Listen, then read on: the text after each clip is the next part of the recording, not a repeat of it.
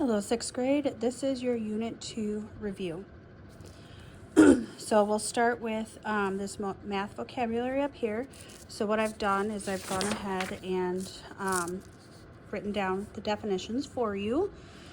So we'll just go through those quick. So first is decimal, a number that is in the base 10 system that represents whole units and fractions separated by a decimal point. So an example would be 34.7. 34 is your whole, and that 0.7 is your fraction. Dividend is the total number, amount, or quantity being divided or broken into smaller equal parts. So here I've shown, 6 divided by 3 is equal to 2. 6 is your dividend, 3 is your divisor, and 2 is your quotient. Divisor, then, the number by which another number is being divided. So that's that second value up there. Fraction represents a part of a whole, or more generally, any number of equal parts. So an example would be 3/4. Partial quotients is a method of dividing that breaks down a larger division problem into smaller, easier, and more manageable parts using friendly and familiar numbers. So we are breaking those down into numbers that we knew or that we could work with more easily. Quotient, the answer obtained by dividing one number by another. So again, in this example, that's 2. Reciprocal, the multiplicative inverse of a number found by dividing that number by 1 or by flipping the fraction. So here, if we have a whole number, we have that invisible 1, so it's 5/1, and then we flip that to get the 1/5. Or if we start with a fraction that's a little bit more obvious, 3/4, we just flip those and that becomes 4/3. Remainder, the amount left over after dividing one integer by another when the division does not result in a whole number. So you might have 3 remainder 2, something like that. Additional, combining 2 or more groups to make a larger group.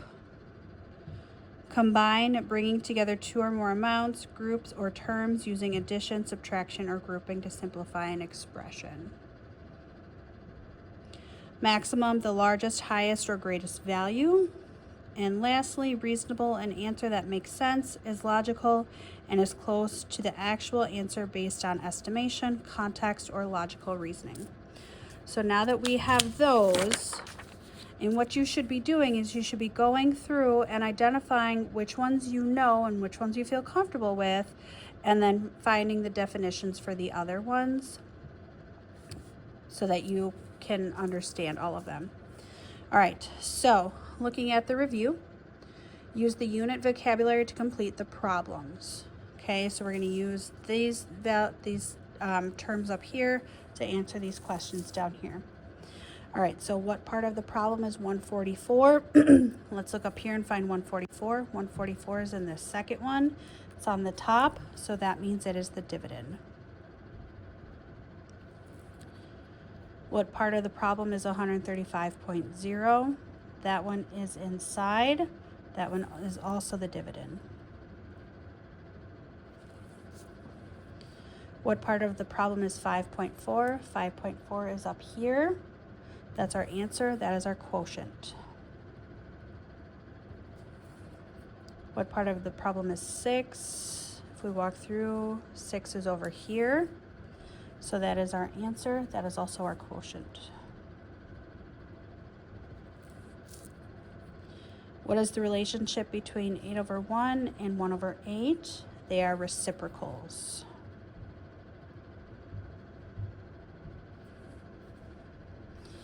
And then name the divisors in each of the division problems. So you're going to go through each of these and identify which one is the divisor. So in the first one, it is 7. In the second one, it is 8. In the third one, it is 25. And in this last one, it is 1/8. So those are the dividends, the divisors for each problem. All right, question 2. 160 divided by 25 equals 6.4. Why does the quotient contain a whole number part and a decimal part? Use at least 2 math or academic vocabulary terms in your answer. Underline each term you use. So one way to explain this is that when I'm dividing, there's a maximum of 6 times that 25 goes into 160. There's a remainder. In this case, if I divide that, I get a remainder of 10. The fraction of the divisor is 10 over 25, which is how you get that 0.4. So you end up getting a quotient of 6.4. Okay, so I'm just going to write that out really quick. So 25 fits into 160, maximum,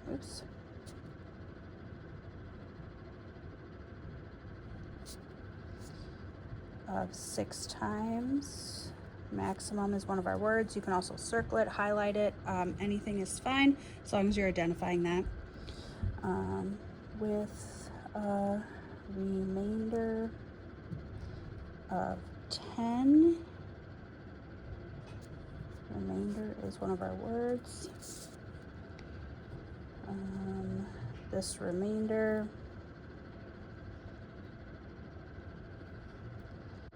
is a fraction. Fraction is one of our words. Of the divisor. Divisor is also one of our words. As a decimal. Decimal is one of our words. 10 over 25 is equal to 0.4.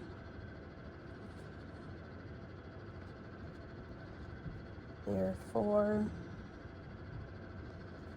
the quotient is equal to 6.4.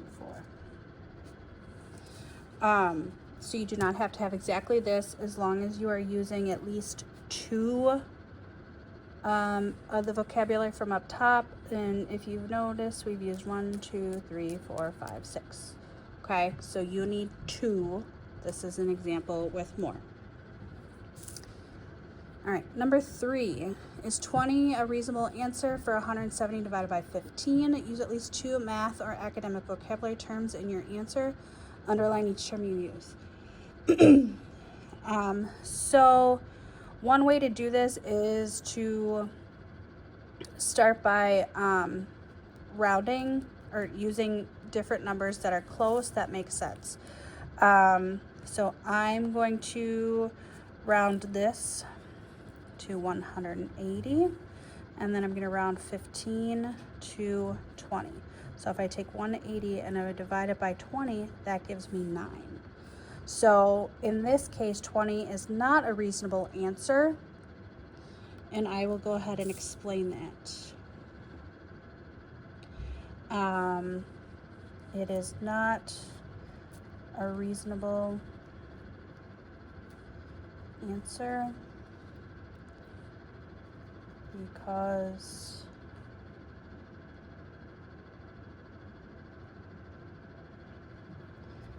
the estimated quotient, okay, and that's one of our words,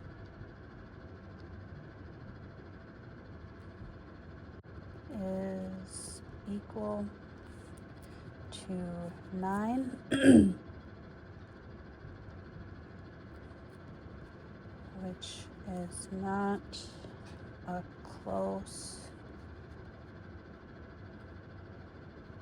dividend of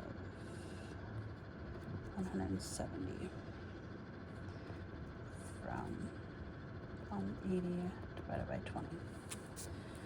Okay, so again, just an example of how you can do this. It doesn't have to be exactly like this. All right, let's move on to the next page. Use what you have learned to complete these problems. So what is the value of the expression f minus 2gh when f is equal to 4.5, g is equal to 0.21, and h is equal to 1.8? So really all we're doing, so here they have this expression, and they're telling us that f is equal to that, g is equal to that, and h is equal to that. So when I have f minus 2gh, one way that you can do this is you can do a line underneath or representing each. So under here I would have f, g, h, and then I'm going to replace what f is. So f is 4.5, g is 0.21, and I'm going to put parentheses around that so we know it's separate, and 1.8. So then all I'm going to do is multiply that across. So I have 4.5 minus 2 times 0.21 times 1.8. Let me grab a calculator if I can find one.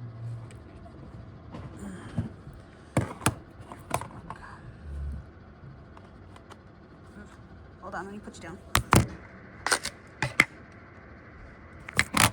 Okay. All right, just to make this go faster, I'm just going to multiply it really quick. So we have 4.5 minus 2 times 0.021. Nope, that's not right. 4 times 0.21, there we go, is 1.68 times 1.8 is equal to 3.024. 4.5 minus 3.024. And again, I'm just doing this to make things go faster.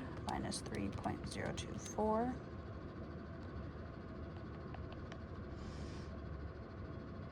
Hold on, let me make sure I have that right. 1.68 times 1.8.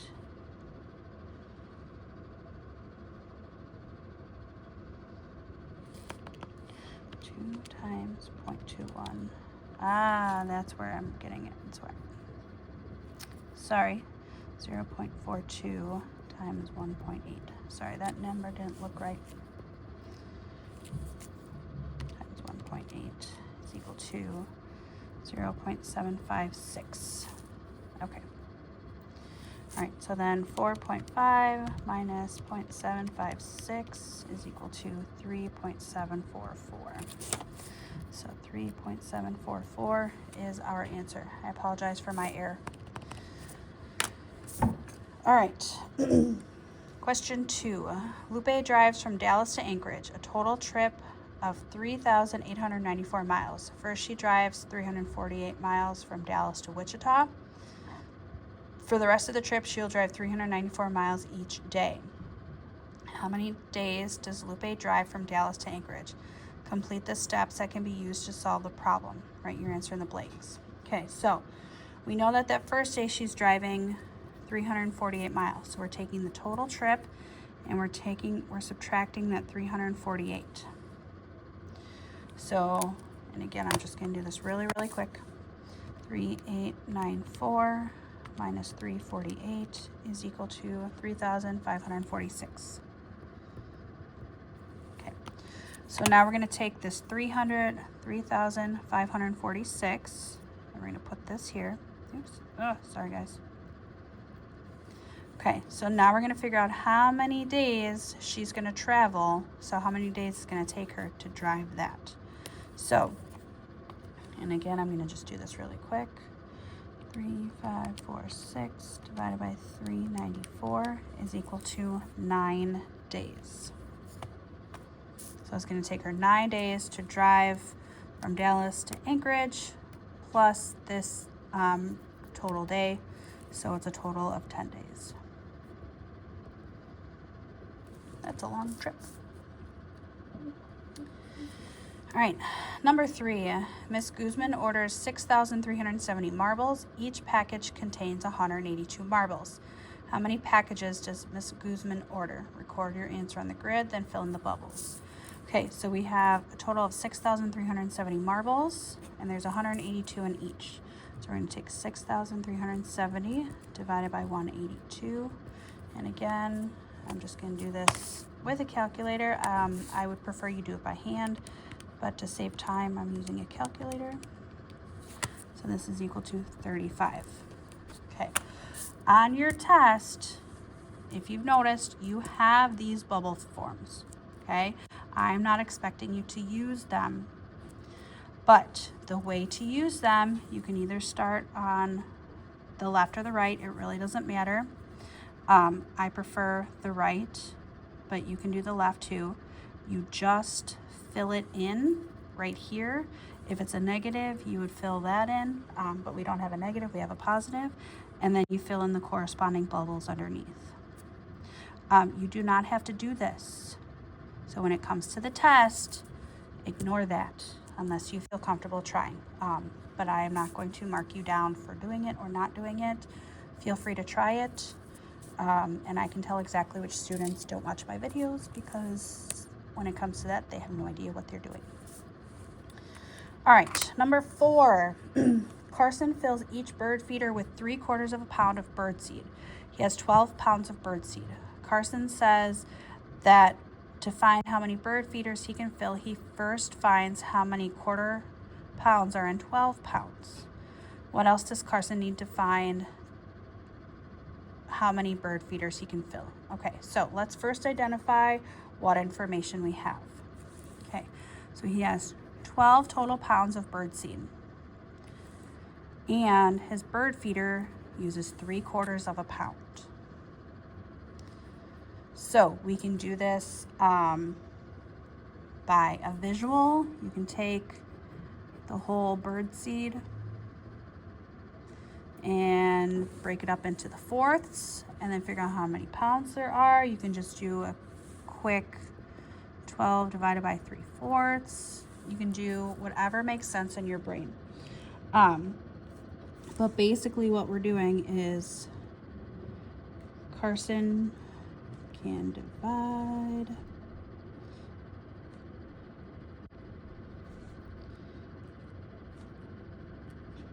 the number of fourths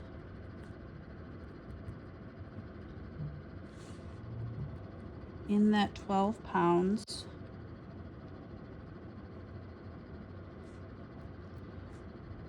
by 3 to find how many 3/4 pounds to make 12. Okay, so basically that's all you got to do. And if you notice, it's not asking us for an answer, it's just asking us for the process. All right, last page. All right, it takes 126 cubes that have the edge length of 1/3 foot to completely fill this plastic bin. What is the area of the base of the bin? Show your work. Okay, so what we know is we have 126 cubes, and then the edge lengths of those cubes are 1/3 feet. The information that we have is this height right here. Our height is 2 1/3. So one way to figure this out is, so we know that the volume equals length times width times height. We can start by taking the total cubes and multiplying that by 1/3 cubed. So for a cube, all sides are the same.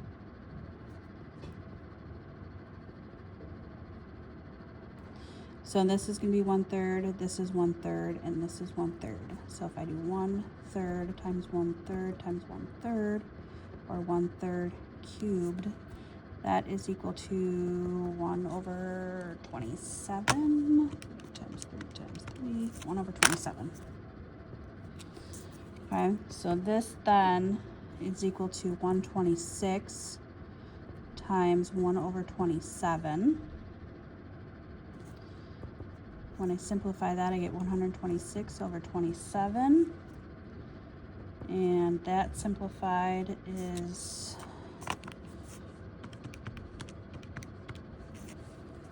4 2/3. 0.6 repeating is the same as 2/3. So it's just something you should know. Okay, so we're going to take 4 2/3, which is equal to my base. Okay, so that's this part right here, times my height, which is 2 1/3. And then to solve that, I need to basically do 4 2/3 divided by 2 1/3, which gives me my base. If you remember, it's easier to do this with improper fractions. So 4 times 3 is 12, plus 2 is 14, so I have 14/3.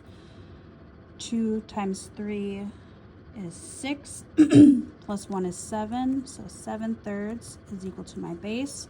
We can't divide fractions. I'm just going to move over here. So 14/3 times 3 over 7. You can either multiply those out or you can cancel those. This ends up being 14 over 7 or 2, because I can divide both of those by 7. So the area of my base is equal to 2 feet squared. Okay, and if I know I went through that kind of quickly, so if you have questions, please let me know. All right, number 6. What is 4 2/5 divided by 1 1/10? Again, we need to make that into improper fractions. So I have 4 2/5 divided by 1 1/10. 4 times 5 is 20, plus 2 is 22, so I now have 22/5. 1 times 10 is 10, plus 1 is 11, so I have 11 over 10. Can't divide those, so that becomes 22 over 5. Times 10 over 11. So that's going to become 220 divided by 55. Just going to grab this really quick. I know I can divide both of those by 5. So that equals 44 over 11. And I can divide both of those by 11. So that becomes 4 over 1, or just 4. Is 4 an option? It is. D is our answer. Last problem. Bilal has 5 cups of strawberries. He uses 2 1/6 cups to make smoothies. He uses the rest of the strawberries to make jars of jam. He needs 2 1/3 cup of strawberry for each jar of jam. How many jars of jam can he make? Show your work. Okay, so again, we need to identify the pieces that we have. So he has 5 total cups of strawberries. He needs 2 1/6 cup to make that. He uses the rest of the strawberries to make jam. And he uses 2/3 of a cup of strawberries for each jar of jam. So first, we need to take the 5 cups of strawberries and subtract the 2 1/6 to figure out how much we have. One way that I've been doing this in class is I'm basically borrowing. So I'm doing 4 and 6 over 6. So I'm taking one of these wholes and I'm making it into a whole fraction minus 2 1/6. So now I can take the 4 minus the 2, which is 2. 6 minus 1 is 5. So I have 2 5/6 left. So I'm going to take 2 5/6 and I'm going to divide it by this 2/3 cup. So first thing I need to do is I need to make these into improper fractions. 2 times 6 is 12, plus 5 is 17. So 17 over 6 divided by 2/3. I can't divide fractions, so I need to multiply by the reciprocal. So I have 17 over 6 times 3 over 2. Multiplying this across, And again, just first making this faster, 17 times 3 is equal to 51 over 12. 51 might be prime, so let's just go ahead and divide that. Nope, that's divisible by 3. Either way, I get 4 1/4.